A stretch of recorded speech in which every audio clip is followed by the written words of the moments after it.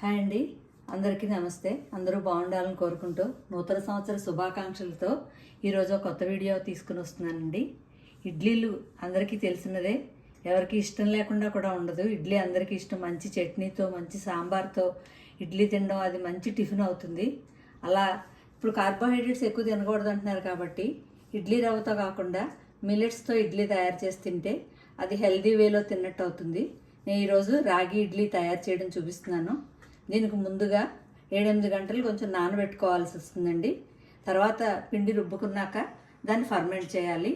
మనం next day evening వేసుకోవాలంటే, next day night idli వేయాలంటే ఈరోజు నైట్ అంతా నానబెట్టుకుని రేపు మార్నింగ్ రుబ్బుకుని 7-8 గంటలు నానాక రుబ్బుకుని, ఒక సమ్మర్ అయితే 5-6 గంటలు రుబ్బిన పిండి ఫర్మెంట్ అవ్వాలి.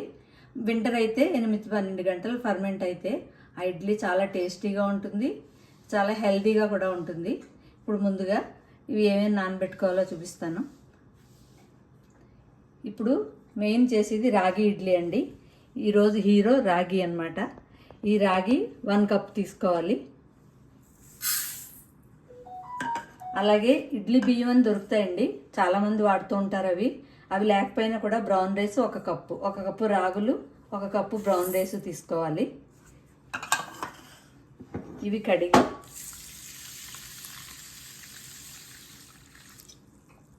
శుభ్రంగా 2 సార్లు కడిగి నానబెట్టుకోవాలి. ఇవి కొంచెం నల్లగా మురికిలా వస్తుంది ఇంట్లోంచి వాటరు. ఇది 2 సార్లు కడిగి 2-3 టైమ్స్ కడిగాక ఫ్రెష్గా అయిపోయింది ఇవి. ఇప్పుడు వీటి నిండుగా నీళ్లు పోసుకుని నానబెట్టుకోవాలి. తర్వాత వేరే బౌల్ తీసుకోవాలి. ఇందులో ఒక 1/2 కప్పు మినపగుళ్ళు తీసుకోవాలి. మినపగుళ్ళని అమ్ముతారు. ఇది తీసుకుంటే ఇడ్లీకి బాగా వస్తుంది పిండి. ఇది 1/2 కప్పు తీసుకుంటే సరిపోతుంది. ఇందులో ఒక 1/2 స్పూను మెంతులు తీసుకోవాలండి. మెంతులు కూడా పిండి ఫర్మెంట్ అవ్వడానికి బాగా ఉపయోగపడతాయి. వీటిని కూడా ఫ్రెష్గా కడిగి 2 సార్లు కడిగి నానబెట్టుకోవాలి. మినపప్పు మెంతులు కూడా శుభ్రంగా కడిగి పెట్టుకుని వీటిని కూడా నానబెట్టుకోవాలండి. ఇవి ఓవర్ నైట్ అంతా నానబెట్టుకుంటే మార్నింగ్ పిండి పట్టుకోవడానికి బాగా నాని ఉంటాయి. ఇవి రేపు పొద్దున్న మిక్సీ పడతాను, గ్రైండర్ చేస్తాను. ఓవర్ నైట్ నానబెట్టాక దీన్ని మిక్సీ పట్టుకోవాలి. ఇలా మిక్సీ పెట్టానండి. ఇది ఎంత మెత్తగా అయితే అంత మెత్తగా పట్టుకుంటే బెటరు. గ్రైండర్లో పడితే ఇంకా టేస్టీగా ఉంటుంది. నేను కొంచెమే చూపిస్తున్న మూలాన్ని మిక్సీలో పట్టి చూపిస్తున్నాను. ఇది గిన్నెలోకి, డీప్గా ఉన్న గిన్నెలోకి తీసుకోవాలి.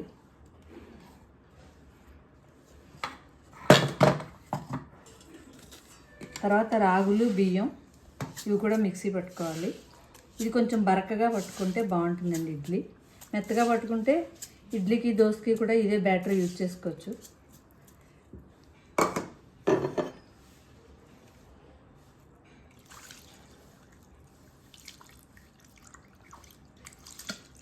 ఇది కొంచెం బరకగా పట్టుకోవాలి.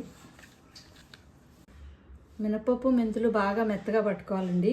బియ్యం, రాగులు కొంచెం బరకగా పట్టుకోవాలి.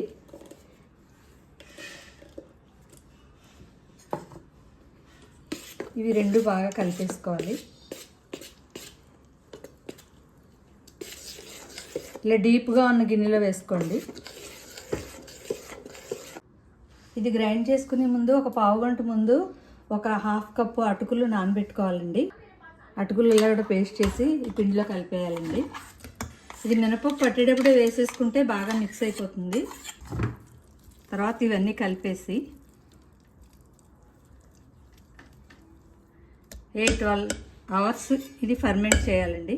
ఇలా డీప్గా ఉన్న గిన్నెలో వేసి మూత పెట్టి 8 అవర్స్ పక్కన పెట్టేయాలి. 7-8 గంటలు ఫర్మెంట్ అయ్యాక పిండి ఇలా ఉంటుందండి. దీంట్లో టేస్ట్కి తగినంత ఉప్పు వేసుకోవాలి.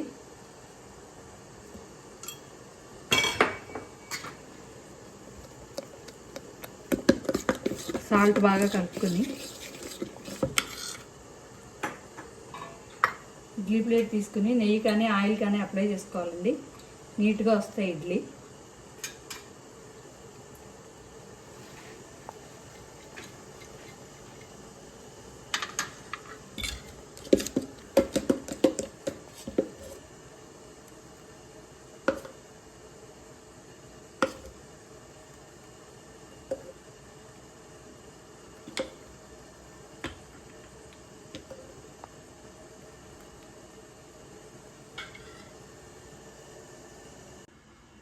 ఇడ్లీ పిండి ఇలా రెడీ చేసుకున్నాక ముందుగా ఇడ్లీ పాత్రలో నీళ్లు పోసుకుని పైన పెట్టుకోవాలి. అవి మరుగుతుంటే అందులో మనం వాడేసిన నిమ్మకాయ ముక్కలు చిన్న చిన్న ముక్క వేసుకుంటే అది నీట్గా ఉంటుందండి. 15 నిమిషాలు ఉడకనివ్వాలి. ఇందులో 15 నిమిషాలకి ఇడ్లీ రెడీ అయిపోయిందండి. ఇది ఉడికే లేదో ఇలా స్పూన్ కాడతోటి ఇలా అంటే తెలిసిపోతుంది. మనకు స్పూన్కి ఏమి టచ్ అవ్వకుండా ఉంటే ఉడికిపోయినట్టు. ఇది రెడీ అయిపోయింది. ఒక 10 నిమిషాలు దీన్ని మూత పెట్టి అలాగే ఆఫ్ చేసి స్టవ్ 10 నిమిషాలు మూత పెట్టి ఉంచి తర్వాత ప్లేట్లో సర్వ్ చేసుకుంటే చాలా బాగా వస్తాయి. రెడీ అయిపోయింది ఇడ్లీ. ఇలా స్పాంజ్ లాగా పఫీగా చాలా బాగా వస్తాయి ఇడ్లీ చట్నీతో. రాగి ఇడ్లీ అందరూ తప్పకుండా ట్రై చేయండి. Thank you.